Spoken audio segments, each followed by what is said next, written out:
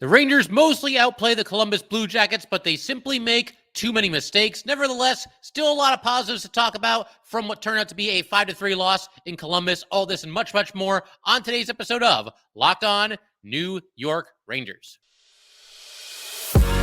You're Locked On the New York Rangers, your daily podcast on the New York Rangers. Part of the Locked On Podcast Network, your team every day.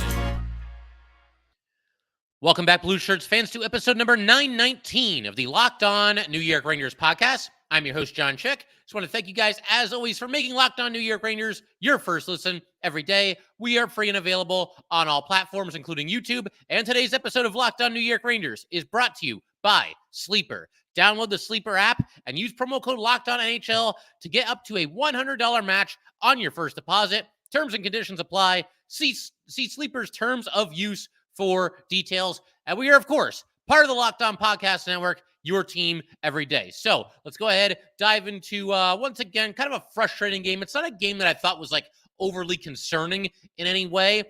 Certainly one that was frustrating, though. And we'll get into the reasons why in just a bit here. But kind of the headline grabber for me in terms of like, okay, why did the Rangers lose this game? What exactly went wrong here? How did this happen? A game where they mostly had the better of play pretty much from the start right till the end. I think in a nutshell, it was the mistakes that the team made during the course of this game. Just too many turnovers. You know, I thought the Rangers skated hard. They competed hard, but a couple mistakes with the puck here and there, which honestly, like, it's not ideal, obviously, but as far as like least annoying or least concerning way to lose a game at this point in the season, I think just having a couple of miscues, maybe a sloppy play here or there, that's a lot less concerning than, you know, a lack of effort or just a lack of jump. You know, maybe it's not necessarily a lack of effort, but maybe it's one of those nights where you can't find fifth gear. No, I thought the Rangers were in fifth gear for pretty much this entire game. They did have, you know, a stretch of subpar play in the middle of the second period. We'll get to that in a little bit here. But overall, again, I just thought a lot of mistakes here. A lot of times where the Jackets entered the Rangers zone with a lot of speed and kind of had strength in numbers. We saw a couple more odd man rushes for the Jackets, a couple more high danger scoring opportunities from the Jackets than we did from the Sabres on opening night. But as far as, you know, highlighting once again the mistakes here and what went wrong and how did the Rangers end up losing this game, we're going to highlight a couple of things that happened on some of the goals that the Rangers gave up, because a lot of the goals were pretty much a direct result of the Rangers, you know, turning the puck over, you know, just something going wrong. But first, we have to acknowledge a player that was out of the lineup. That was, of course, Ryan Lindgren.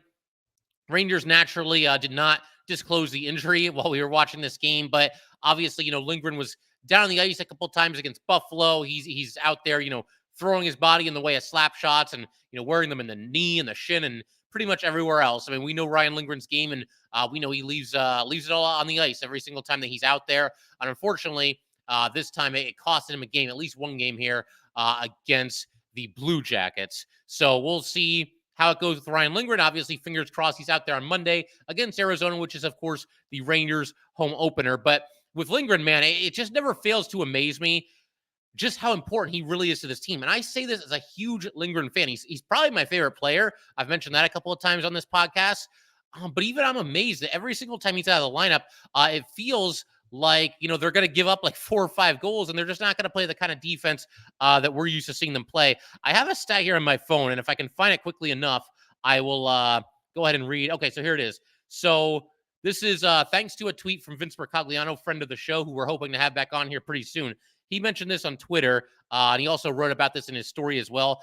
Rangers are now, when Ryan Lindgren does not play, you know, obviously since he's been on the team, 47, 52, and 17. So basically 47 and 69. I know the overtime losses, you get a point, blah, blah, blah, but they're still losses. And then with Lindgren in the lineup, they have a record of 149, 82, and 27. So that would be 109 losses. So 149 wins, 109 losses. It's absolutely incredible. It's like, even watching him and even being a fan of his game like I am, like I said before, you just can't believe the impact that he seems to have. Now, of course, you know, he's not the only reason why they're winning some of those games. He's not the only reason they're losing some of those games. But the difference between those two win-loss records at this point and the amount of a sample size that it is, it's just too big to ignore. So Ryan Lindgren, I've said it before, I'll say it again, the heart and soul of the New York Rangers. So obviously we keep our fingers crossed that he gets back out there sooner rather than later. Of course, his injury also meant that the Rangers had to make some adjustments to the blue line. We saw Eric Gustafsson move from the third pairing up to the first pairing with Adam Fox, or I guess that was technically the second pairing in this game, but that's kind of semantics. The top two pairings are both going to play an awful lot. Miller and Trouba, the two of them stay together, and Zach Jones and Braden Schneider. Zach Jones makes his first start. Mixed results for that pairing. They had a miscue that led to the first goal of the game. And like I said, we're going to get to that in just a second. Once again, though, I do want to mention while we're talking about the lineup, Jimmy Vesey getting his first action of the season. He's in there for Tyler Pitlick. Peter Laviolette made it clear that, nobody played poorly.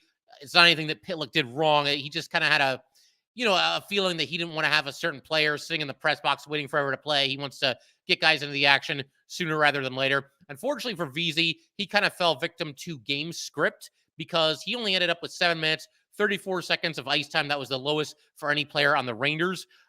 We talked about in the home opener how evenly distributed the time on the ice was, but it's a lot easier to do that, when you're getting up 3-1, 4-1, 5-1, ultimately winning the game 5-1. A lot easier to roll all the lines when you're down.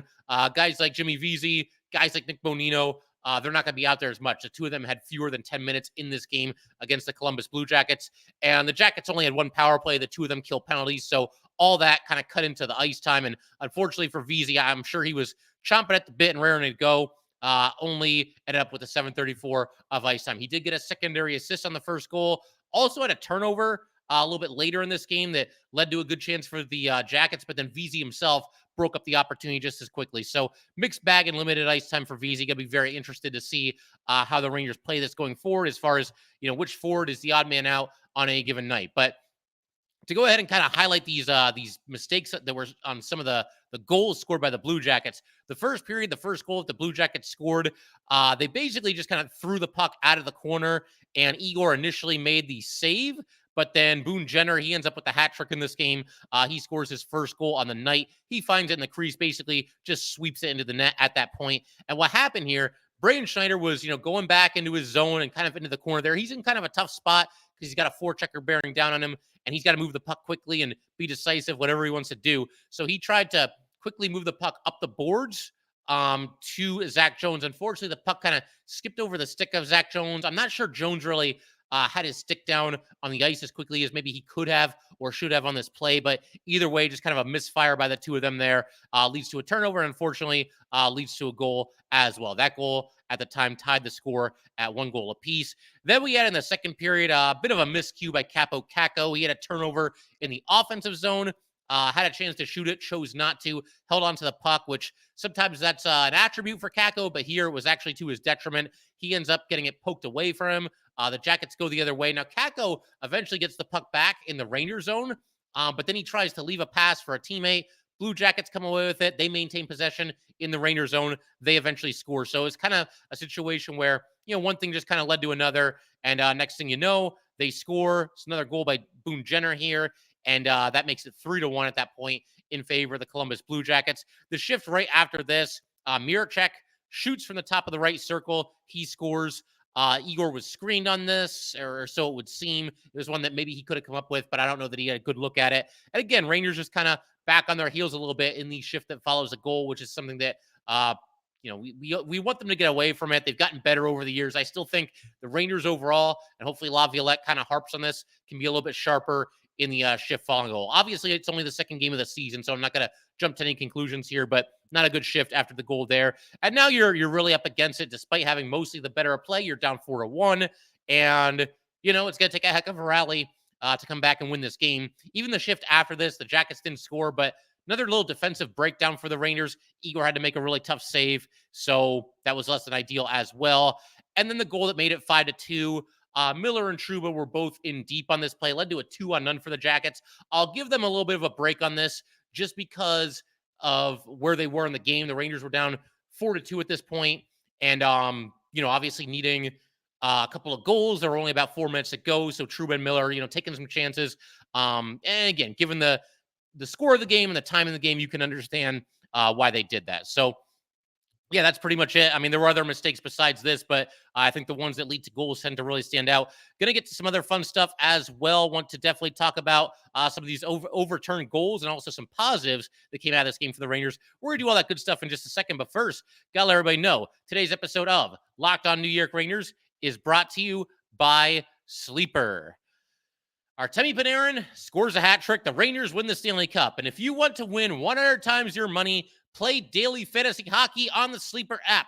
There are all possible scenarios for this season, but to have a chance at winning big, you need to play daily fantasy hockey on Sleeper. As the official daily fantasy app of the Locked On NHL Network, Sleeper is our top choice for daily fantasy sports, especially daily fantasy hockey. With Sleeper, you can win 100 times your cash in daily fantasy hockey contests. With studs like Panarin, Mika Zibanejad, Adam Fox, Igor Shesterkin, all you need to do is pick more or less on stats for these stars. Choose stats like goals, assists, saves, plus minus, and much more. You heard me, Ranger fans, 100 times the payouts on Sleeper, so start paying attention and get your picks right so that you could win big. Use promo code LOCKEDONNHL, and you will get up to a $100 match on your first deposit. Terms and conditions apply. That's Locked On NHL. See Sleeper's terms of use for details. All right, go ahead, keep everything rolling here in just a second. Do want to thank the everydayers, as always, for continuing to show up, continuing to support this podcast. Just awesome that the Ranger season is finally underway here. Be nicer to be 2-0, but you know what? I think overall, these first two games have mostly been positive, and you're definitely going to want to stick around. On Monday at some point, we're going to be dropping an episode that focuses on the Hartford Wolfpack. Brennan off to an awesome start there. Johnny Brodzinski's kind of leading the way as well as the team captain. So they've been great. They're 2-0 to start the season. Going to talk about them as well as which players on the Wolfpack could possibly end up being called up to the Rangers. I mean, at some point it's going to happen. We'll kind of make some predictions as far as who the first call-up or call-ups might be. Definitely looking forward to that. But for right now, keep the focus on this game against the Blue Jackets. So the overturned goals. There were 3 of them in the first period. 3 different times in the first period, we thought a goal was scored. All 3 times it was overturned. It happened twice to the Rangers. It happened once to the Columbus Blue Jackets. And I will say, I can't really complain about anything here because the refs got it right every single time. I don't think there's even really a whole lot of gray area there.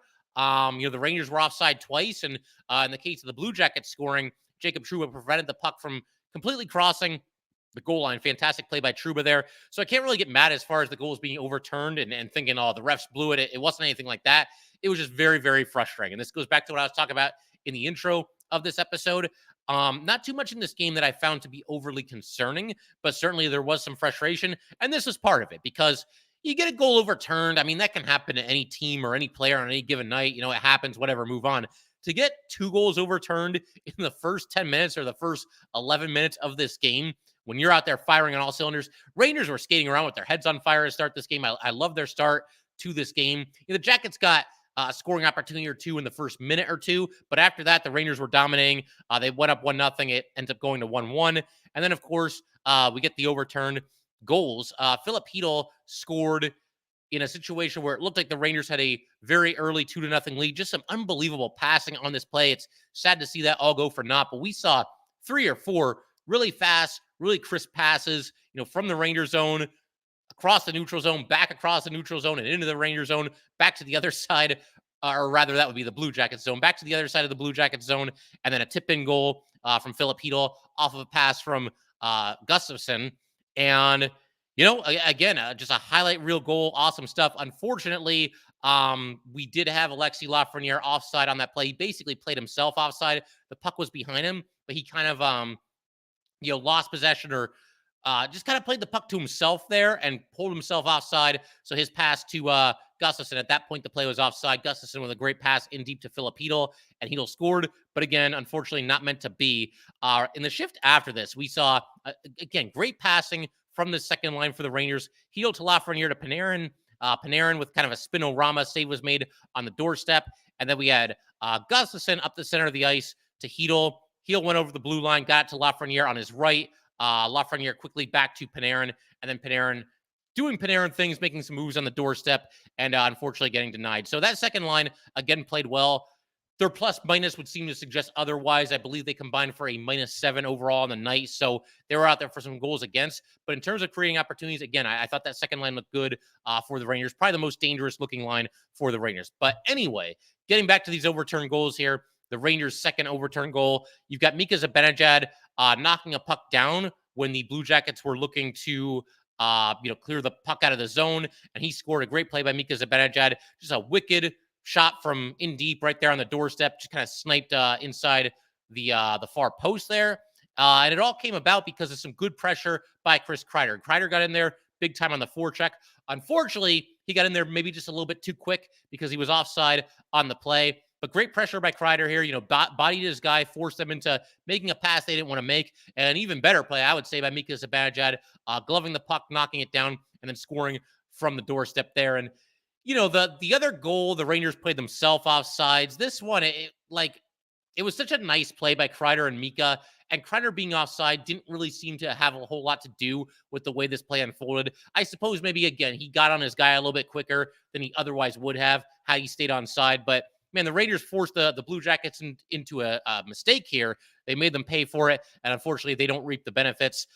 This goal, too, was overturned. So, just unfortunate. You could be up 3-1 at this point. Unfortunately, it's just not meant to be.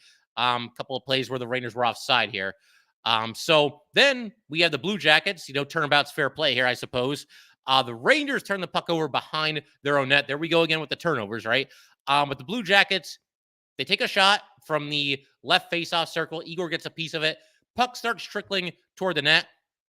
Unbelievable play by Jacob Trouba here to find the puck, first of all, see it, and react as quickly as he did.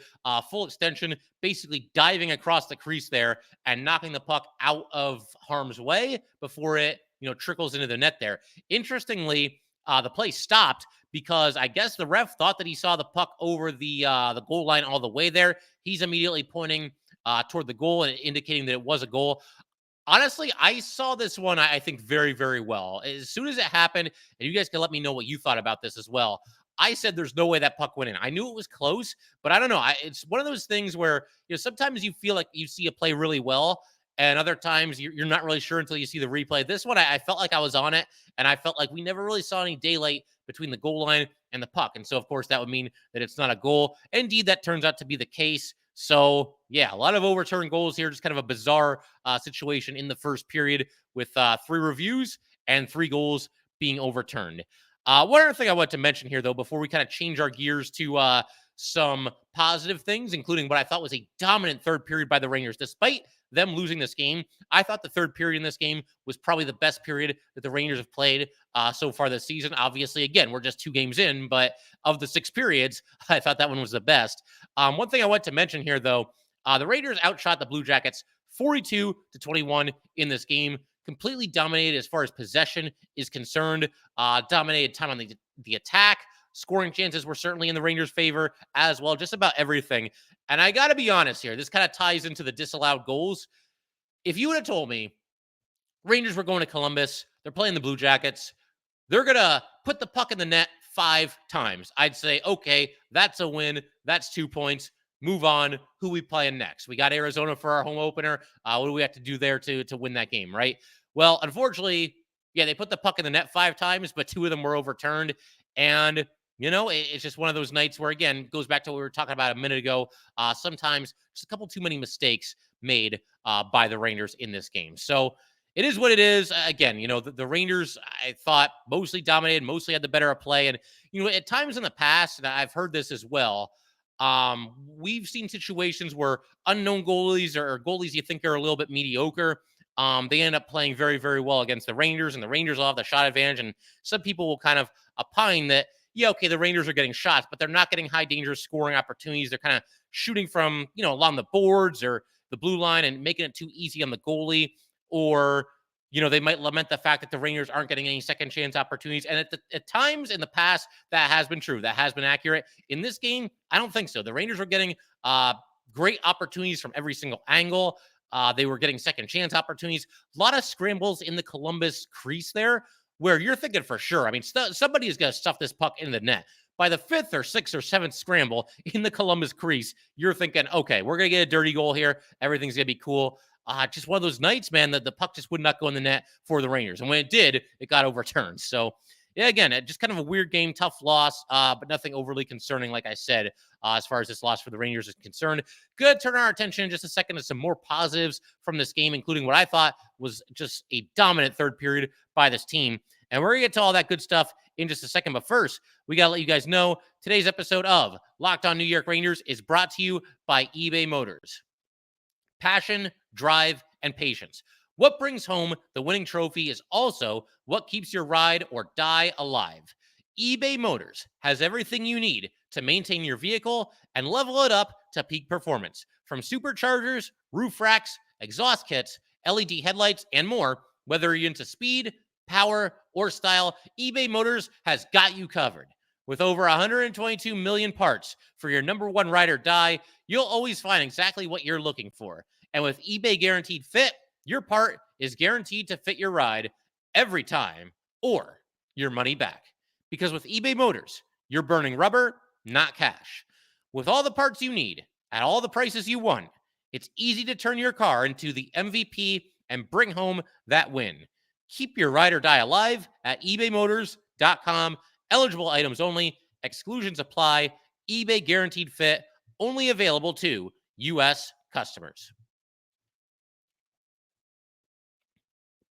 All right, let's go ahead, keep everything rolling here. Do want to talk about, like I said, some positives from this game, and there were quite a few of them, most of which I think kind of occur in the third period, and that's kind of the overarching theme here. The first thing I want to talk about, dominant third period by the New York Rangers. They were absolutely outstanding.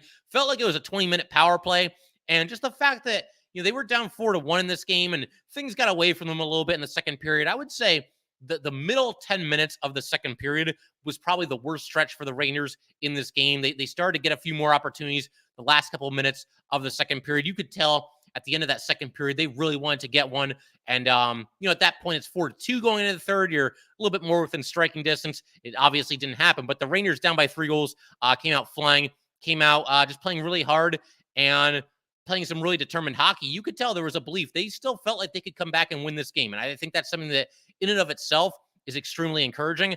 I'm not really that big on, moral victories and whatnot, but I do love the way that there was just a never say die attitude here. They kept going for it. They kept fighting all the way to the end. This even extends, I would say, all the way to the final few minutes of this game. We talked about earlier how the Jackets scored on a 2-on-none break to make the score 5-2 in favor of Columbus with about 4 minutes left. Even then, the Rangers didn't quit. And I like the fact that even down by 3 goals, Peter Laviolette pulled his goalie. At that point, your chances of winning are remote, but you don't really have anything to lose by pulling your goalie and giving it a shot. And of course, we saw the Rangers get a goal with less than a minute remaining. I believe there were about, 36 seconds or so to go in the game. The Rangers had the empty net. And then we had Chris Kreider. He ends up scoring a goal on, just kind of a scramble in front of the Blue Jackets net. By that point, obviously, hope for victory is kind of out the window, down by 3 goals with less than a minute. I mean, I guess never say never, but, it's not going to happen at that point. But I just love the way the Rangers kept fighting here. They even used their timeout. They used their timeout with a minute and change left, down by 3 goals. And, sooner or later throughout the course of a season, you play 82 games. Sooner or later, you're going to need to do that a couple of times, to score a goal in the final minute when you're down by 1 goal. And you have an opportunity to tie a game, send it into overtime, and perhaps get a win. We've seen the Rangers do that in the past. We saw a couple of exciting wins that way last season. The game against Dallas really stands out, where they tied the game with a second left and then won it in overtime. That was awesome. So sooner or later, you're going to need to win a couple of games like that. And I just think it's positive and it's encouraging that, again, the Rangers never quit here. They never gave up. They pulled their goalie down 3. They called a timeout to try to set something up. And then Chris Kreider scoring a blue-collar goal in the final minute there.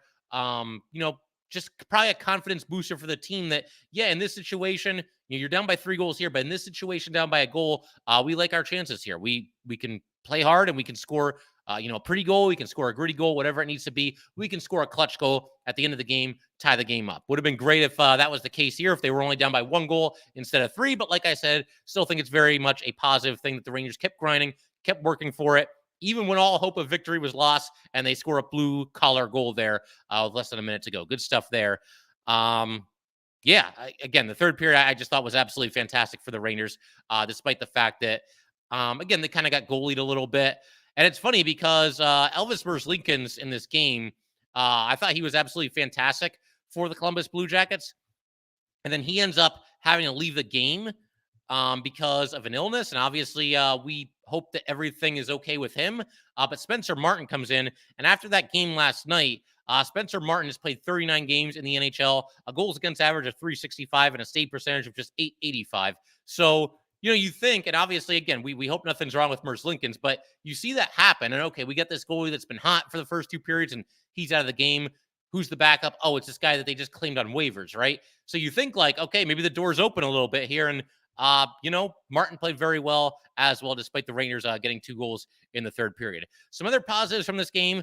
I mean, Will Cooley scoring his first goal, his first NHL point. He played in the 4 games last year, no points on opening night either, but beautiful goal here. And a couple of really nice goals for the Rangers that came as the result of some really nice passing. And, that includes both the ones that counted and the ones that were overturned. But this was great. We had Gustafsson passing up to Vincent Trocheck, leading him into the zone. And then Trocheck, a really nice drop pass for Will Cooley. And then Cooley with a wrister from the high slot area. He goes glove side and scores. Looked like the puck might have grazed the post just the tiniest little bit. But regardless, just a snipe by Will Cooley there. Great to see him getting his first career goal. Always a special moment. And that goal by Cooley cut the lead down to 4-2 with 9 minutes to go. And again, the way the Rangers were swarming in this game, I never really lost hope completely, despite being down 4-1 going into the third period. And when you saw the way the Rangers were playing in the first few minutes of the third period, it felt like victory was still within reach. And this goal here knocked it down to just a 2-goal lead for the Blue Jackets. 9 minutes to go. Uphill battle, but still something that I felt was in reach. And the Rangers played really well. They just kind of got goalied, couldn't finish on the doorstep. Not a whole lot of puck luck on the side of the Rangers in this game, that is for sure. Another positive, Erik Gustafsson continuing to play very, very well for the New York Rangers.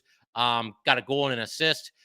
I don't have Gustafsson's salary in front of me. I'm almost positive. It's either 800K or 825K. Maybe I can look it up real quick here while I'm talking to you guys. Gustafsson, yeah, 825K. So he's 50K over the minimum. It really is wild that a couple seasons ago, the Rangers, and this might be in retrospect the worst move that Chris Drury has made as GM. I believe he's had more hits than misses, but one that was obviously just a gigantic swing and a miss.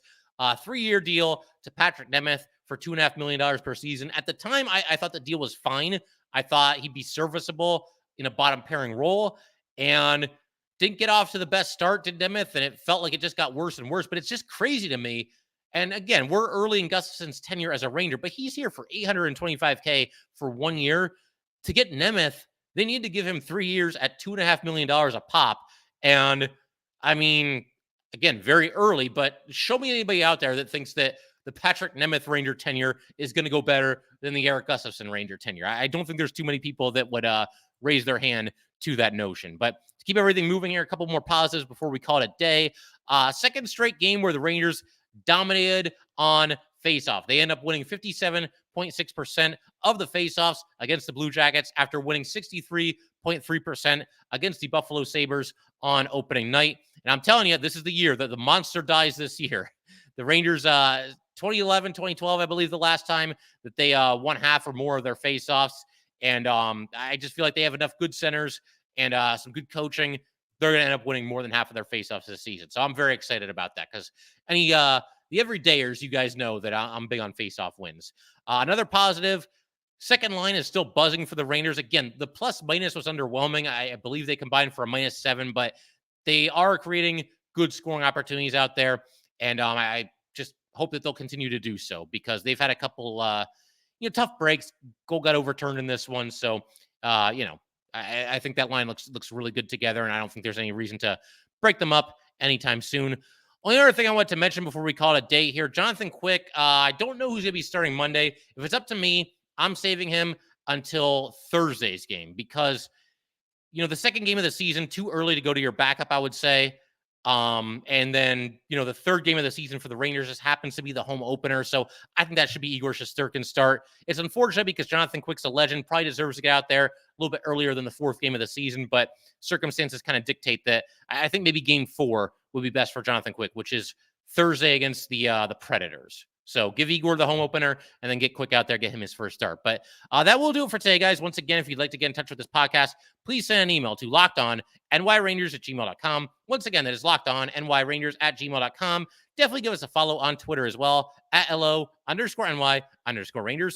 Once again, that is @LO_NY_Rangers. And definitely subscribe to Locked On New York Rangers YouTube channel. And I just realized, by the way, for anybody watching on YouTube, yeah, I didn't change the graphics. So that's the graphics on the right side there. That's from our last episode. Those are supposed to be the graphics right there from our new episode. I loaded it into the program here, loaded it into the webpage. Never changed it. So it is what it is. The episode's recorded. I'll try not to make that mistake in the future. But again, thank you guys as always for tuning in, and I will see you next time.